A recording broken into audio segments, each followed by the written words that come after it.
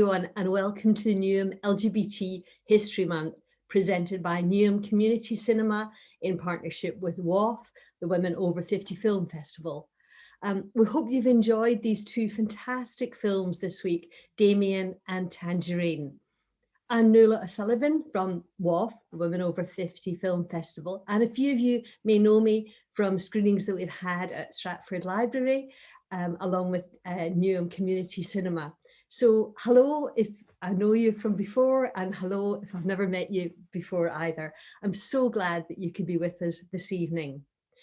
For those of you who'd like a description of me, I'm a short, white-haired, older woman. I'm in my 50s. I've got a black top on. I'm sitting in a chair that's got a tartan cover on it, and I'm sitting in front of some books.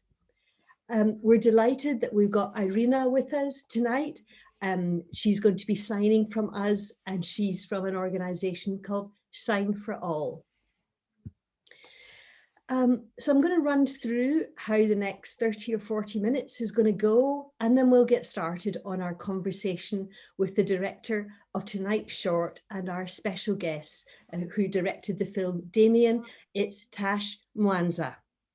So Tash and I will start off, we'll have a wee chat about Tangerine, and then we'll dive into a deeper discussion about Tash's own work and her process and what inspired her to make Damian, and how she managed to make this incredible short film while in these COVID times. We want you to be part of this conversation, so any thoughts you have about Tangerine or any comments or questions that you've got for Tash, just pop them in the chat and we'll come back to them later in the session. We'll wrap up our time together with some useful links from organisations that have been involved tonight from Tash, so that you can follow her work on social media. And we'll also give you some info on some trans organisations you might find useful. Then we'll finally wrap up with a little look forward to what we've got next week, which will be our third week of these 4 fantastic Thursdays celebrating LGBT History Month. So I'm delighted to introduce this evening's guest, Natasha Mwanza. Tash is Zambian born. She's a writer and filmmaker and a social media producer from London. She's worked on TV for platforms like Red Bull TV and All4, as well as on independent projects. Her writing covers journalism, screenwriting, and sketches. She's been selected for the Papaya Young Directors 2020 competition and for the prestigious Barbican Inside Out programme. Welcome, Tash. Hi, thanks for having me. Great to see you. So let's kick off with Tangerine. I thought it looked and sounded amazing. I thought it was funny and sad and tender, and it was a slice of life I don't think I've ever seen on the screen before. Tangerine's famous for being shot on an iPhone. Well, 3 iPhones actually, and lots of gizmos. But what did you make of this film, Tash? What did you think of this iPhone feature film? Absolutely, I agree with you. I thought it was so kind of innovative for what it was trying to do. And I definitely think shooting on iPhone really lent itself well for the story itself. I thought the texture of the film was so authentic. I thought the characters, who I know were non-actors, were really authentic. So I think it definitely did what it set out to do. Yeah, it seemed absolutely right, because those gals would have been on their mobile phones. It felt like a film for them and for us just as much. Absolutely. Both Tangerine and your gorgeous short Damian are trans stories told by trans people on screen. Can you tell us a bit about your actors in your film? What your process was? I mean, how you found them, how you worked with them and the script, from the audition to rehearsals to the actual shoot itself? Yeah, so our lead was played by Kamari Romeo and the supporting role by Alex Taylor. And the way we kind of went about looking for actors was just really going everywhere. We'd post on social media, we would go on forums, on Facebook groups that kind of were more centered on trans people. We spoke to casting directors who we knew represented trans actors. We were quite insistent that we had to have trans people playing the trans roles. And so it was really about kind of doing our homework and due diligence and searching for events in London that were queer centered and looking for who was invited to those things, who were the guests, going through, you know, like media contacts and seeing who they knew, and really just kind of being as organic as possible and putting the word out and just hoping for the best. And just with the process of the casting, so we had to do Zoom auditions because at that point we were in lockdown. So we saw maybe like half a dozen people and asked them to send in video auditions, and then we had a chat with them and just sort of got a sense of who they were and what their goals were and stuff like that. And then that was how we cast both leads, and the whole process was just kind of getting them to relate to their characters and getting them to sort of relate to the story itself. And was that whole rehearsal period, was that all on Zoom? And so how did you know, or how could you create that really fantastic chemistry that the leads had, because they were so tender and beautiful when they were with each other on screen? So how did you build that up? Yeah, it was very difficult, especially because there is no dialogue in the film. So it wasn't as simple as reading lines out over Zoom. A lot of their chemistry on screen did involve intimacy and being close to each other and, you know, reacting to each other's facial expressions and body language. And that's really, really difficult online.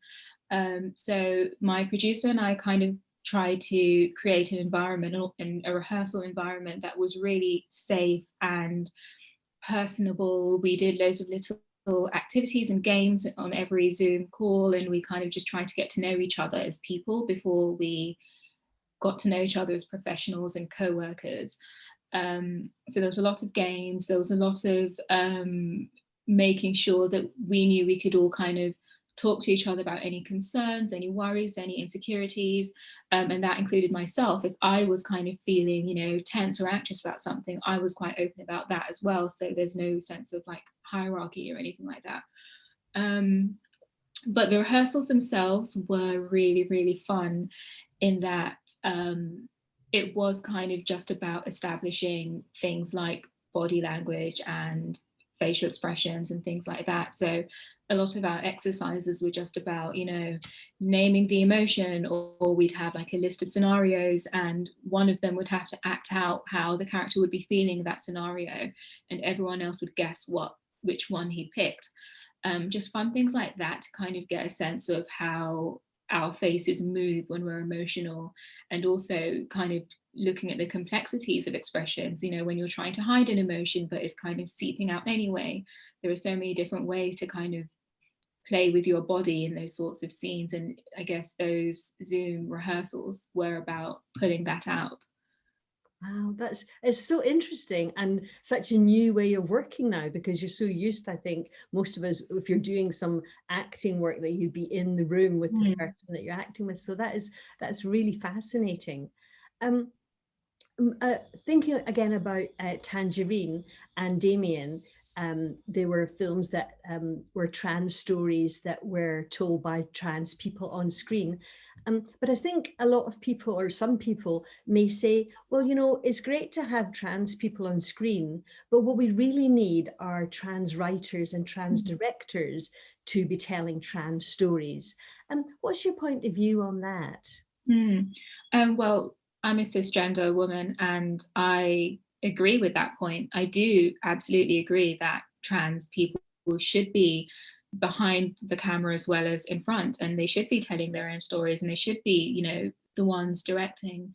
So I do agree. I do also think though that if we did have more, and this goes for any kind of you know, marginalized group, if we did have more, you know, white directors or white writers directing and writing films about ethnic minorities, if we had more men directing films about women, and all of those different kinds of categories, I think there is definitely there should be an appetite from, in this case, cisgender people to tell trans stories, just because not enough trans stories are being told. And I feel like if we are kind of, making projects in silos and within those singular demographics, we may be waiting a while for enough of these stories to be told. And I do also think that by removing that responsibility for creators to create stories that are nuanced and that do reflect the world beyond themselves, I think it would be a shame and a loss not to hold those creators accountable for reflecting those stories. And it's a way to learn more about the people that they're making stories about. It's also a great chance to involve those people in the project. So if I am directing a film about trans people, and regrettably, I wish I had the time and the resources to hire more trans people behind the screen and behind the camera as well, I do think that if you're hiring consultants who belong to those demographics and paying them to actually consult on your project, that's a good step. If you're hiring DPs and heads of departments in camera crew to actually who belong to those demographics, that's also a step forward. And I also think it helps open those stories up to different audiences. So if, for example, you had a big name director who decided to do a film about trans people, his or her fans would look at that and go, oh, okay, they're interested in those stories. They're telling these stories that I haven't heard before. Maybe I should be more knowledgeable about it, because then it kind of opens it up to wider audiences.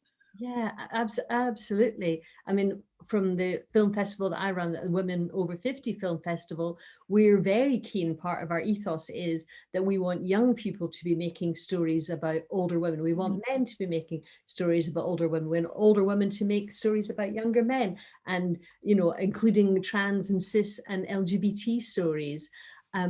Because we absolutely agree with that philosophy that it's important to write what you know and see what you know and read what you know and watch what you know, but it's also just as important creatively and in every other way to be watching and making stories that are different from what you know, and that it will make it richer for everyone. Absolutely. Getting kind of right into your film, one of the things that was really striking about Damian was that there wasn't any dialogue. And I'm wondering if you could tell us a little bit more about that really interesting choice. So I think on a symbolic level, we are sort of discussing the whole menstruation thing, people who get their periods. And I think in day-to-day life, whatever your gender is, periods are so kind of taboo still, and it's still like an awkward thing to talk about in public spaces, and there's still this kind of sense of shame or even just like embarrassment almost about it. And I just thought that if we kind of reflected that in the film with the whole just not talking about it, then that could kind of mirror this real life kind of reluctance we all seem to have around discussing it. So on a symbolic level, it kind of just drew parallels to just not talking about it at all. But then also, I just really wanted the story to unravel without any of the audience being spoon-fed anything. I just wanted to kind of trust people to sort of come to their own conclusions about it. And having spoken to different people about what they thought about it, and when they realize certain things, it's always been really interesting to see different perspectives and different takes on the story. And that's exactly what I wanted. I wanted people to kind of look at that and really interpret it their own way, and then really think about why they came to the conclusions they did. And I really thought that would be more effective without any dialogue, and just letting the characters' faces and expressions just tell the story themselves. Yeah, I think that was so interesting, and your point about it, periods being still such a taboo subject. From the women over 50, we're at the kind of other end of the spectrum. And the thing that's quite taboo, I think, for older people is the idea of incontinence. And it's a difficult thing for people to talk about. So it's interesting that these kind of bodily functions can be sources of embarrassment and shame all through, not all through our life, but specifically kind of at the beginning and the end of reproductive life. Yeah, I think that's really interesting.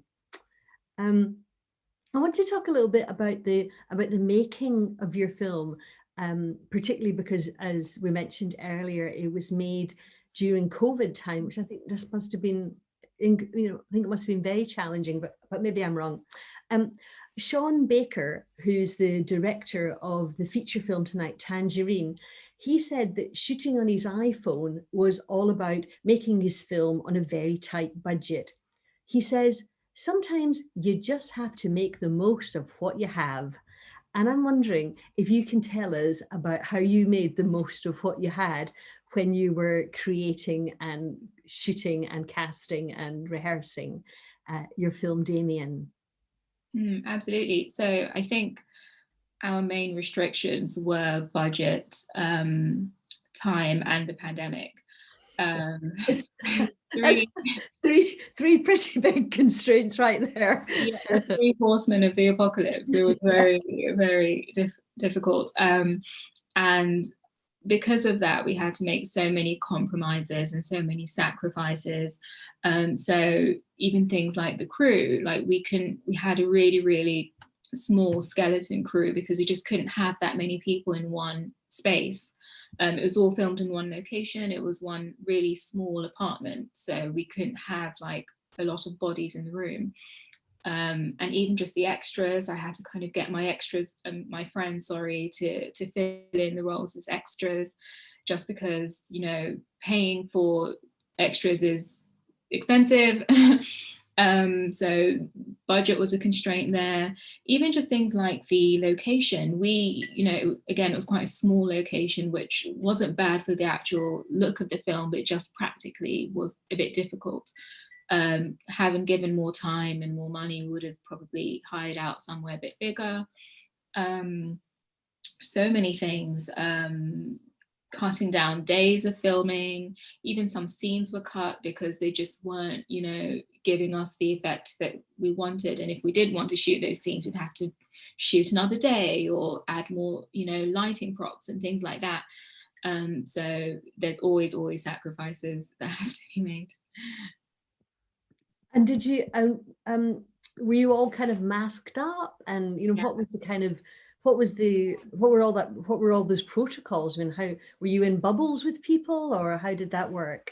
Yeah, that definitely was another level of stress. So we were given, the government had released guidelines for filming just before we started. And so the Barbican sent this over and were like, okay, we absolutely need for all of these to be airtight. And my producer and I, Samara, we were also both really adamant that we wanted it to be a really safe shoot, just because people had dedicated their time. They weren't getting paid that much money for it. And we were just really grateful and happy that everyone was just so spirited and keen to be involved. And we just didn't want to risk making anyone ill at all. Like, that would have been so awful. So it was quite strict. As soon as you entered, you were like sprayed down, and you had to wipe to put antibacterial gel on. We had temperatures taken. If your role finished, then there was no hanging about. If you're done on set, you go home. You had to eat in bubbles. We had to keep a safe distance. It was just a lot of prep and a lot of like making sure masks at all times, unless you're an actor. It was just, yeah.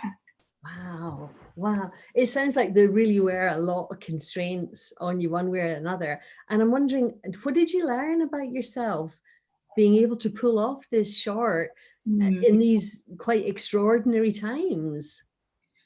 I think the main thing I learned was how important it is to kind of remain positive and to remain calm in front of your cast and crew, just because, you know, with Samara and I being director and producer, we set the tone for the set. So if we're really anxious and if we're really stressed and if we're running around kind of barking orders and panicking, then nobody else can do their jobs effectively, because they're all stressed now and they think that they're doing something wrong, and they think that, you know, everything's, you know, going wrong, and it's just not an environment you want to create, because in the end it does show. So I think definitely the main takeaway was that even if, you know, if I had to have a stressful conversation, I'd have to take it outside, or I'd have to like kind of calm down first, or I'd have to just act quickly and just keep upbeat and keep calm and just remain, you know, keep a good environment going on set, even when we're not filming. That was important too. Those bits of downtime, I found it really important to like play good music and to make sure everyone's always fed and watered, and to, you know, take the time to just talk to everyone on a personal level and about their lives and try and connect on that human level, just to remind people that the main thing here is that, you know, we're not curing cancer, we just want to like make a nice film and have fun. Yeah, it was interesting that you said there about even the music you played in the downtime, because the music in the film was really special as well. And I think you mentioned to me before that that you were suggesting different playlists for your actors. Can you tell me a little bit about the music in the film, because it was really special? Absolutely. So the music in the film was Nocien, I want to say 3, but it might be 2. No, it's 1. Nocien 1 by Eric Satie, and he was a French composer. And yeah, with the film not having any dialogue, we wanted to put some music over it, but we wanted something that was subtle but still could kind of evoke something from the person watching. And I just thought that piece did that job. And I also thought that, you know, the emotion that it would like evoke from me is something that, you know, Samara would feel something different and someone else would get something different from it. And I just really wanted people to like pull from that music what they were interpreting from the story. And kind of as prep for that with my actors, music was such a key thing and a key component of this film, that for both of the leads, in prep for it, I sent them playlists and, you know, lists of like films with actors in them who I thought would like relate to their characters in Damian and the general vibe of their chemistry together, but also for them as individuals. And I'd like to think that made it a lot easier, because once you kind of get a sense, you know, through music and through art and through things like that of a character, it just really brings them to life in a way that sometimes a script alone wouldn't. Totally. I've still got some other questions, but there's some really interesting questions from the audience. So I'm going to jump over there just now. Panda has said, could you talk about the symbolism in Damian? There were quite a few scenes with fruit and meat and also a spilled wine glass. What were the meanings behind them? There's a lot of food and drink. It made me thirsty and hungry, I have to say. Our stew on set, I was very tempted to like eat a lot of it, but no. So with the food itself, I kind of wanted to draw parallels between food and periods in terms of both being very natural things that the human body needs to do in order to almost like function correctly. So just as normal as it is to eat food, it's just as normal and natural to menstruate. And I wanted to kind of draw those parallels, but also to kind of like, so a lot of the food was like red in color or as close to red as possible. So things like, I don't know, the raw steak being pounded, I wanted that to be kind of symbolic of kind of like the almost brutal nature of falling in love. And even like, if you wanted to interpret it that way as well, like the brutal nature of like getting cramps on your period, I wanted it to be kind of multi-layered in terms of what the food represents. The squeezing of the pomegranate, you know, that same kind of feeling of like your heart being squeezed, but then it's also quite bloody as well. I just thought that, you know, adding food in and, you know, adding those in at really random moments, you know, the wine being spilled, blood being spilled, just kind of drawing parallels between that experience of going through your period, but also the experience of life. Yeah, absolutely.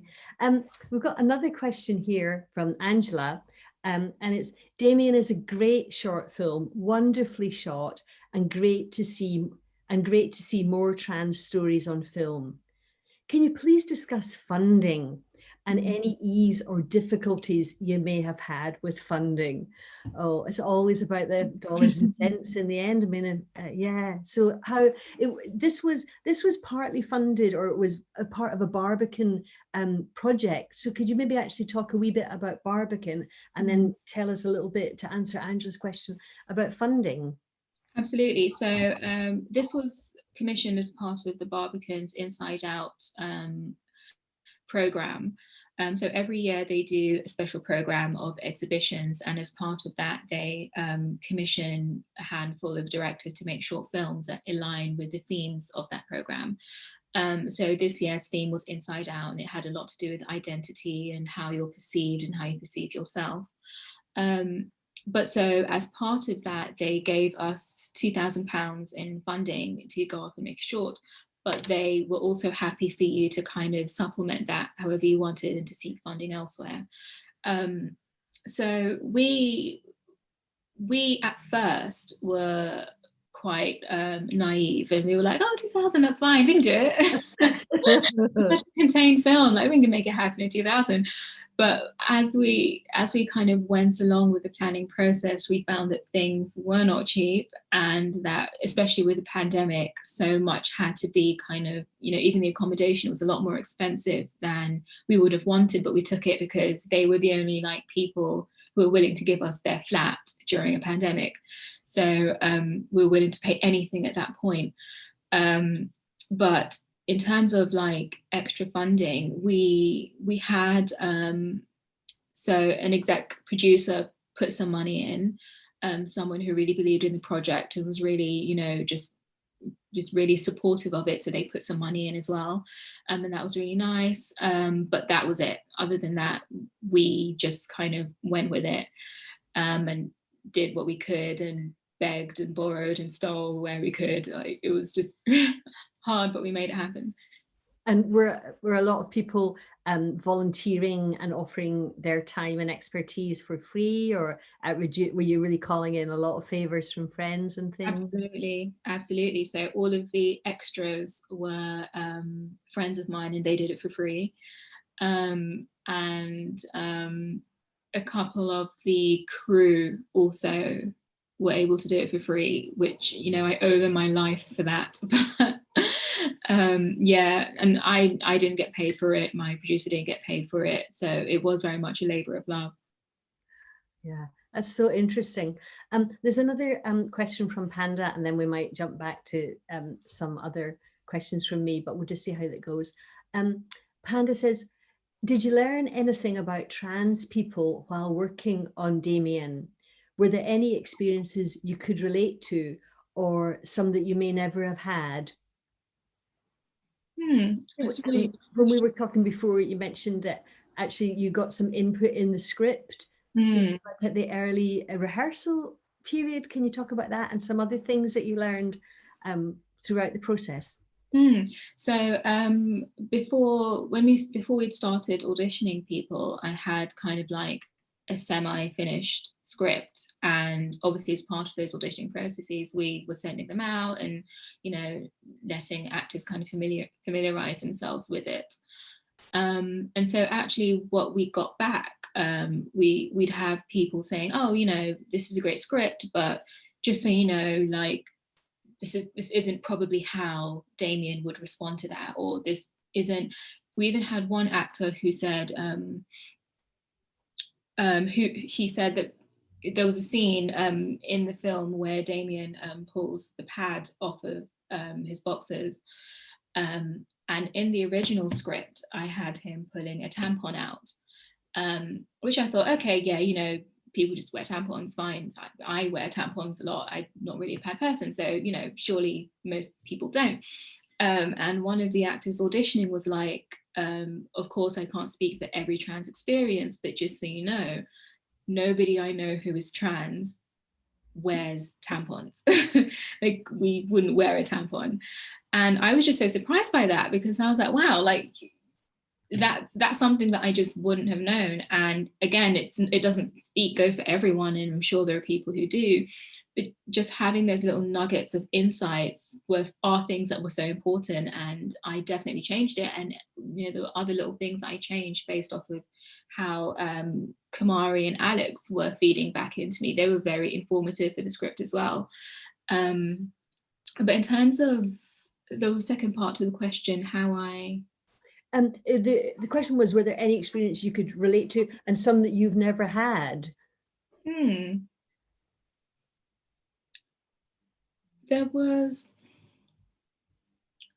think there was definitely ways on set that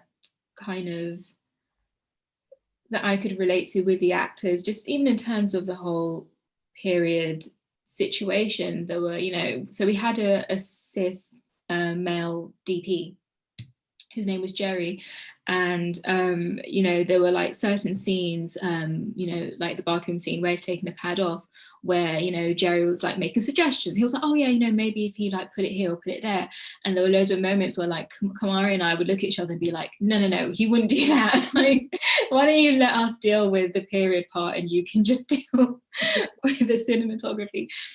So there were definitely loads of like little things that we could relate to. But even things that like, chest binders, and, just the whole, just navigating life and the world as a trans person, having a look into that was interesting to me, and definitely something that I spent a lot of time like dissecting from our actors. I can't really put a direct finger on specific things, but just that whole experience, it was such an intimate experience, because there were so few of us, and because it's such an intimate film. It just made all of us so close in that window of time, and we just learned from each other the whole time. Yeah, that's so interesting. There's a question here from Dom, and Dom says, the days that were mentioned, for example, day 1, day 5, day 15, I interpreted those as days in the developing relationship of the couple. What was the significance of those days? I'm glad that's how you interpreted it. It's definitely one way you could. On a very basic level, it's the days of the cycle. So I think the first day is like day 7 or something like that, which would be like the ending of most people's bleeding part of the cycle. And then when you kind of go back to the scene where he bleeds in the bed, we see day 1, which means he's just started his period. So the days are numbered in terms of the cycle, but also that was a way that I wanted it interpreted as well. So you're not wrong. Yeah. Lovely. This is just so interesting, and really terrifically interesting questions too. This is really enjoyable. Here's one that says, is there anything you would have done different? Oh God, that's the question of all our lives, eh? Is there anything you would have done different? For sure. Any ideas that popped into your head after you finished, or you wished you could have put in the film? I mean, how much time do we have? Because there's so many things that I've done differently. I think definitely just going back a few questions ago when we were talking about trans people telling trans stories, again, given more time, I think definitely I would have made a much bigger effort to have more trans people behind the camera as well. And to make sure that the set is as representative of the film as as possible.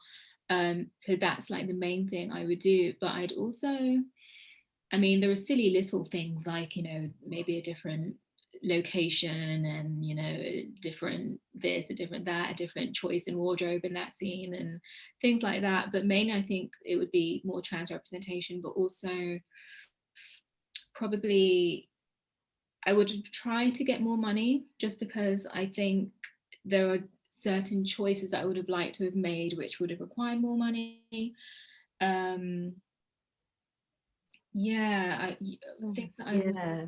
change on set. Yeah, there were loads of different, I mean, on set, like I think it was the final day. I went home and my mind was buzzing because I just finished this film, and I was like, oh wait, maybe I should have, oh, if we'd have just changed that scene, I should have added this thing. So I thought I should have added more food. When I when all was said and done, I was like, is there enough food in there, and is it clear enough what the food represents? Should I have had more scenes with Damian and his love interest? Should I have had more intimacy? There were so many little things I thought there should have been more of, but then I remember it's like a 3-minute short, so I can't do everything. You packed so much in 3 minutes. I mean, it was really incredible. I think you should be very, very proud of what you've done. I know that I certainly enjoyed it, and it sounds like from the comments we've had here this evening, people have enjoyed it. Can you tell us about other audience reactions you've had? How has it gone down with people?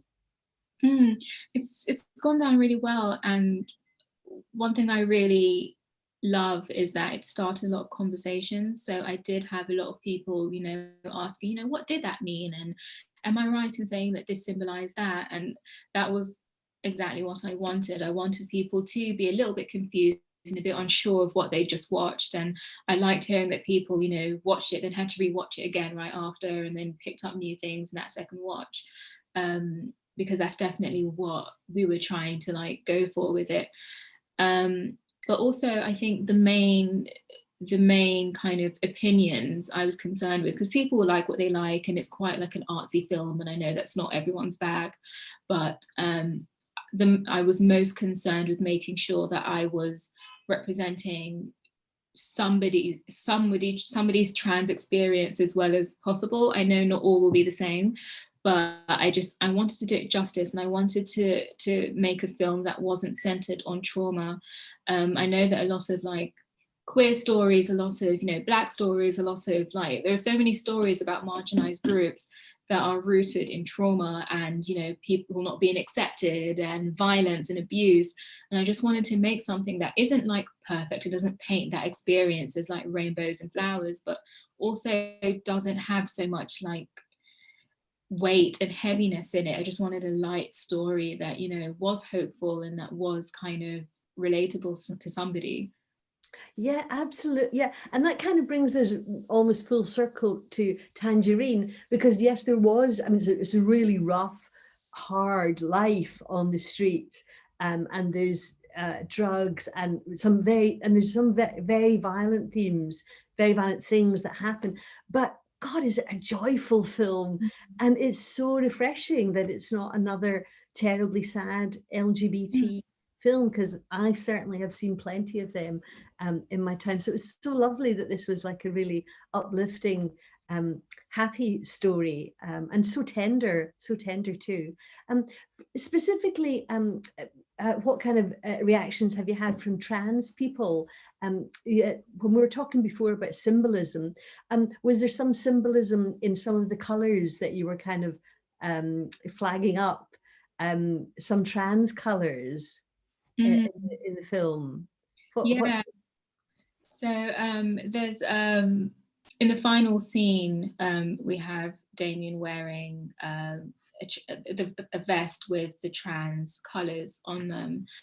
And actually, during the planning process of that scene, I wanted everyone around him on the sofa to kind of mesh with those colours. So everyone is kind of wearing colours that are compatible with the tones of that. And we actually pulled the actual hex codes from the trans flag and put them into like a color wheel, and like made sure that everyone was wearing like codes that were similar to that color wheel.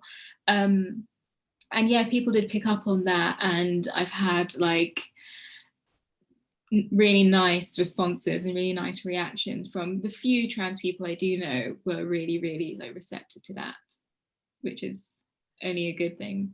Yeah, that's so lovely. Let me just check if there's any other question at the moment.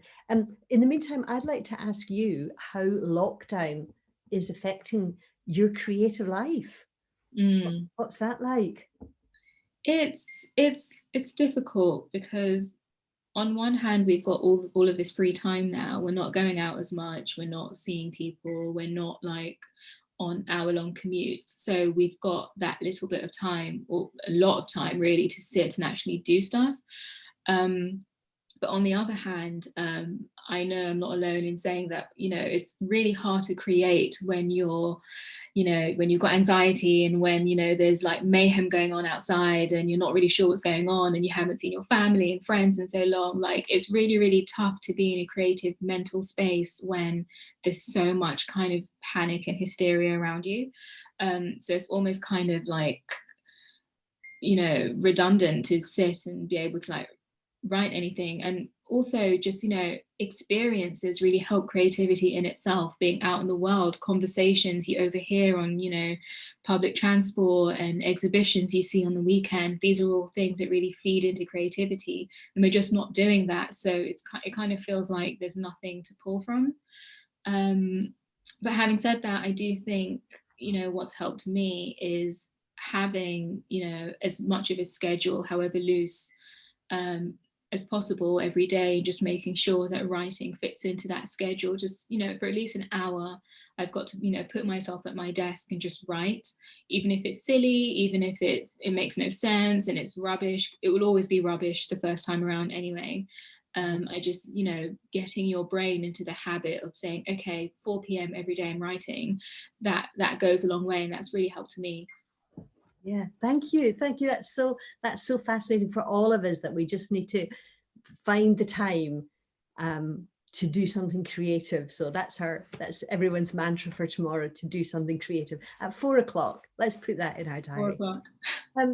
Before we go, we've got a few things to wrap up with here. I think there might be I can't see the chat just now, but I think there might be an audience survey in there. So if it's there, please do fill it out.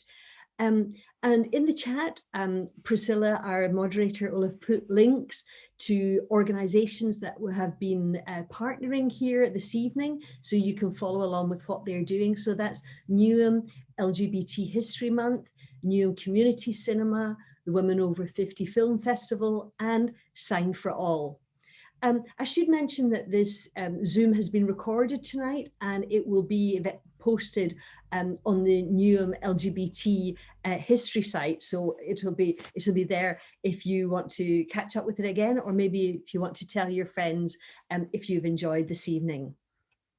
There are also links in the chat so that you can catch up with and follow along with all of Tasha's work. So there should be her website, her Twitter, and her Instagram handles that you can follow. There'll be information in the chat, more info on trans support and information. So put in a couple of organizations there. One's called All About Trans, which is a project that's positively changing how the media understands and portrays transgender people. And there's also a link to Gendered Intelligence, which is a trans-led charity working across the UK. And their mission is to increase understanding of gender diversity. Coming up next Thursday, on the 18th of February, we've got 2 brilliant Black queer American films. The short film is a WAF documentary. It's called The Passionate Pursuit of Angela Bowen, The Passionate Pursuits of Angela Bowen, and it's by Jennifer Abod. And the feature film is the 1996 classic, The Watermelon Woman by Cheryl Dunye. And both these films are representations on screen, in politics, in dance, and in love of being Black and being queer. You don't want to miss them. And we'll have another Q&A with a special guest in conversation with me. So that's next Thursday at 8 p.m. So book your ticket now. I'd like to say thank you so much for joining us. I wish you all a happy LGBTQI History Month. And with that, it's goodbye from Tash. Goodbye, everyone. Thanks for having me. And it's goodbye from me and Irina. Thanks very much. See you next time. Bye.